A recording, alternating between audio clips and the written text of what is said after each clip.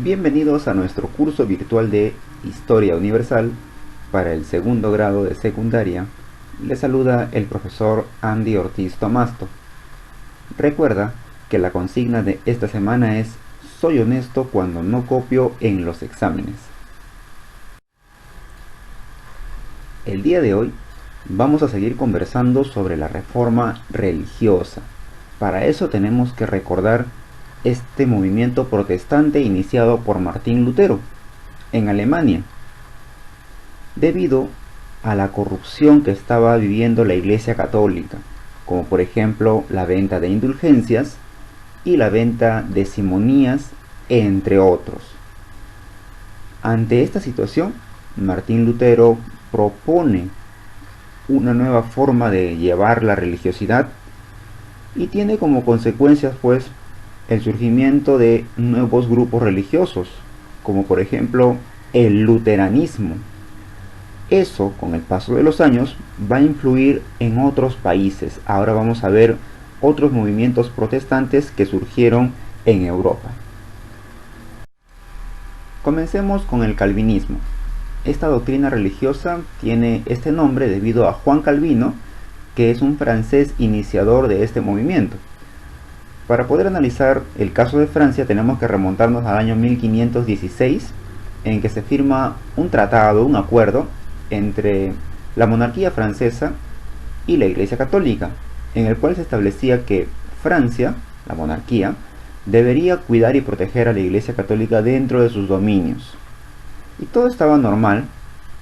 Con el paso del tiempo, surgen personajes bastante liberales como Lefebvre de Etaples, que con el apoyo del rey Francisco I, empiezan ligeramente a cuestionar algunas irregularidades de la Iglesia Católica, pero sin llevar a mayores problemas. No querían un cambio, solamente ligeras reformas, y la población estaba tranquila, pero las ideas de Martín Lutero estaban difundiéndose con bastante rapidez, estaba siendo influyente en las personas.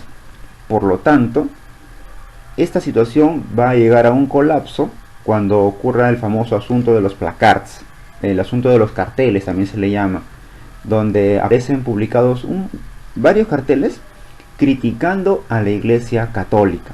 Por lo tanto, el pueblo empieza a exigir a Francisco I que tome una postura: o apoya a la Iglesia Católica o está a favor de los protestantes.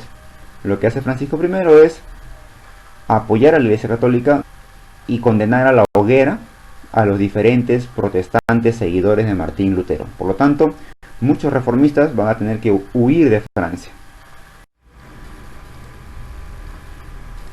Ante esta situación, Juan Calvino, que es un abogado, también había publicado ideas en contra de la Iglesia Católica, por lo tanto tiene que huir.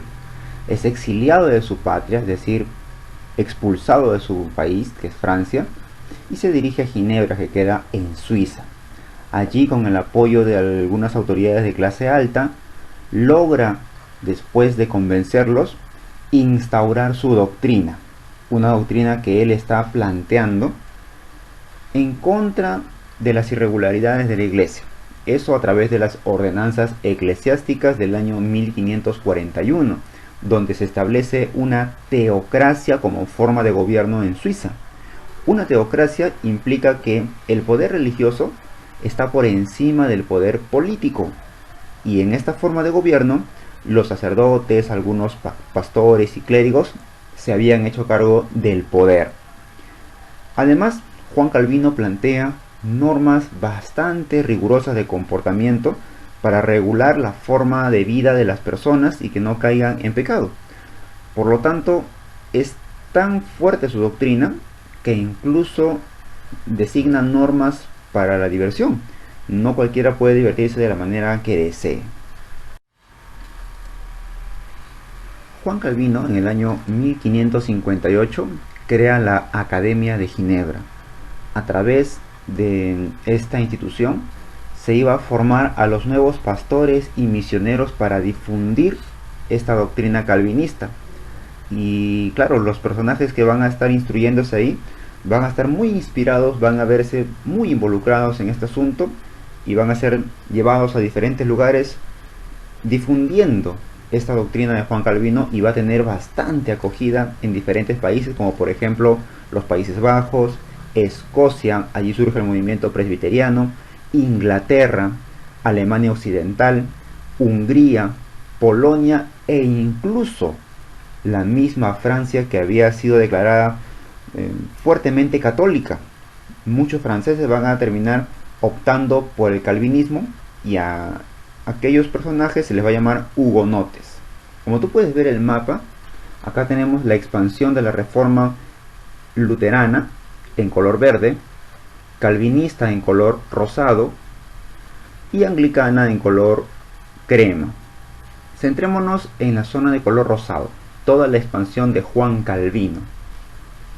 Lo que comenzó solamente en Suiza empezó a difundirse en diferentes localidades. Claro, en Francia va a haber un conflicto mayor, porque si bien se está desplazando a los católicos y se está desplazando incluso a los luteranos, en Francia va a ocurrir guerras civiles por religión.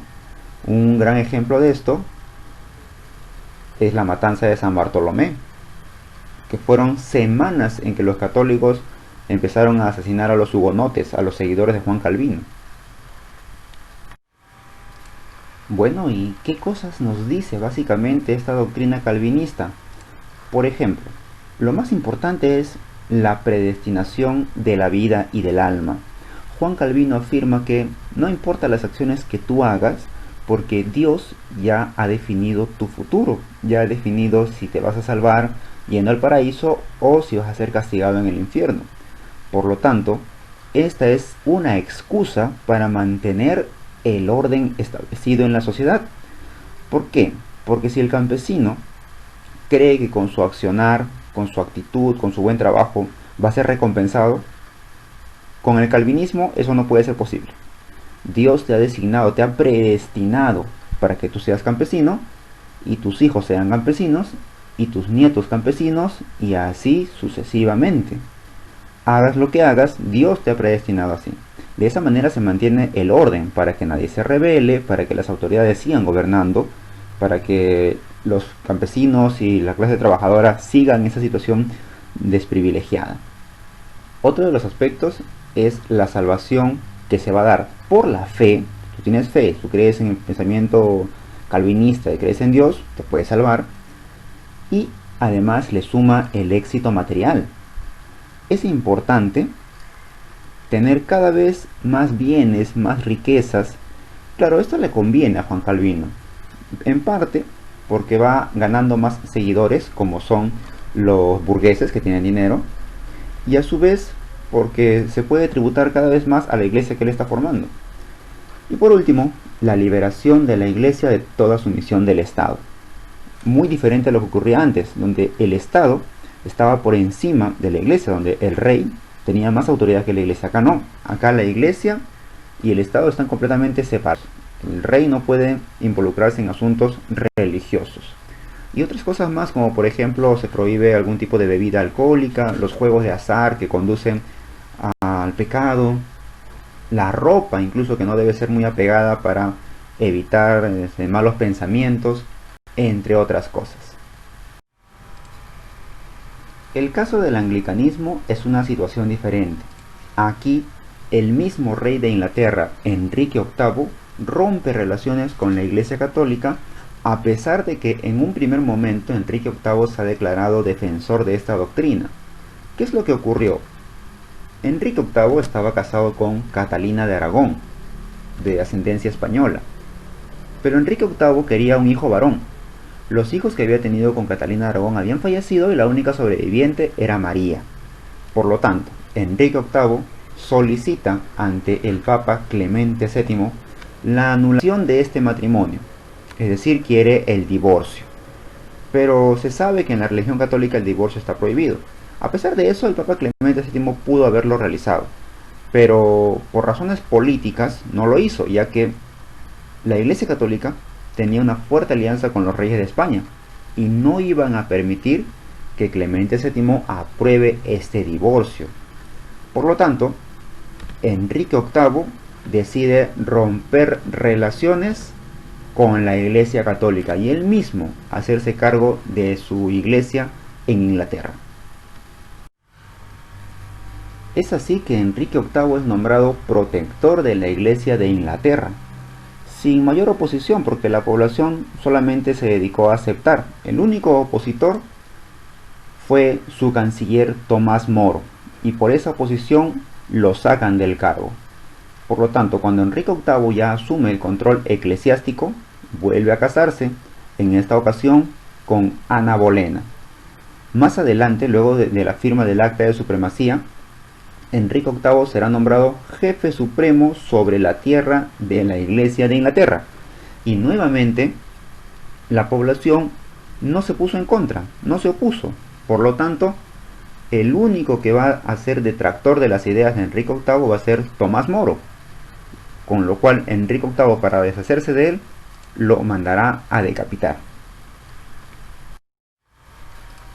Y por último, los sucesores de Enrique VIII, ya que según la religión anglicana se podía uno divorciar y volver a casarse. Enrique VIII se casó hasta en 6 ocasiones. Uno de sus hijos fue Eduardo VI. Cuando Eduardo VI asume el poder luego de la muerte de Enrique VIII, era muy joven, por lo tanto fue asesorado por ministros, y estos ministros trataron de instaurar el calvinismo en Inglaterra. Como el anglicanismo era muy similar a la doctrina de la Iglesia Católica, trataron de reemplazar esta religión por el calvinismo. Pero Eduardo VI va a fallecer, y quien asume el cargo va a ser otra de las hijas de Enrique VIII, María I, hija de Catalina de Aragón. Con una postura bastante férrea, trató de conciliar la iglesia anglicana y someterse a la iglesia católica, que se estaba ganando muchos detractores porque era una persona bastante férrea. A su muerte, asume el cargo la hija de Enrique VIII con Ana Bolena, Isabel I, quien logra consolidar el anglicanismo en Inglaterra. Vamos con nuestra autoevaluación. La primera pregunta es: designación que reciben los calvinistas en Francia. Te está preguntando cómo se les llama a los calvinistas en Francia. A ellos se les denomina hugonotes. La pregunta número 2 nos dice: monarca inglés que ejerció el poder más absoluto, fundador de la iglesia anglicana. Estamos hablando de Enrique VIII, porque Francisco I fue rey de Francia y Clemente VII fue el papa de la iglesia católica. No te olvides que tienes una tarea pendiente. Desarróllalo, practica y estudia mucho, y nos encontramos la próxima clase. Hasta luego.